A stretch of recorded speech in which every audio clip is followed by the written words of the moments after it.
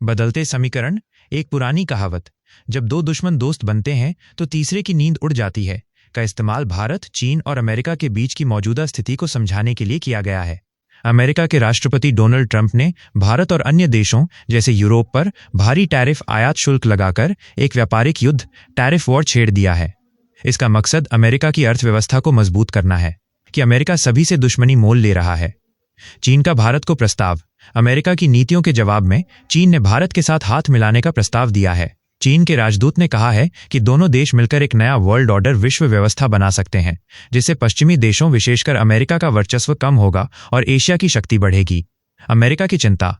Audio के अनुसार America को इस बात की चिंता है कि अगर भारत, चीन और रूस एक साथ आ जाते हैं तो अमेरिका की यूनिपोलर वर्ल्ड पॉलिसी, एक ध्रुवीय विश्व नीति और डॉलर पर आधारित वैश्विक व्यापार प्रणाली कमजोर हो जाएगी। भारत का रुख। ऑडियो में बताया गया है कि भारत इस स्थिति में बहुत ही समझदारी से काम ले रहा है।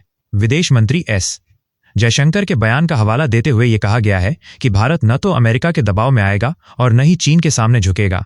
भारत अपनी शर्तों पर ही बातचीत करेगा और दोनों देशों के साथ संतुलन बनाकर अपने हितों को साध रहा है। चुनौतियां। ऑडियो में यह भी स्वीकार किया गया है कि भारत और चीन के संबंधों में कई मुश्किलें हैं, जैसे कि अरुणाचल प्रदेश और लद्दाख में सीमा विवाद, डोकलाम और गलवान जैसी पिछली घटनाएं। निष्कर्ष। ऑडियो में इस सवाल के साथ चर्चा समाप्त होती है कि क्या भारत को चीन का प्रस्ताव स्वीकार करना चाहिए और इसका वैश्विक सत्ता संतुलन पर क्या असर पड़ेगा। ये बताया गया है कि आने वाले समय में यह देखना दिलचस्प होगा कि भारत किस रास्ते पर चलता है।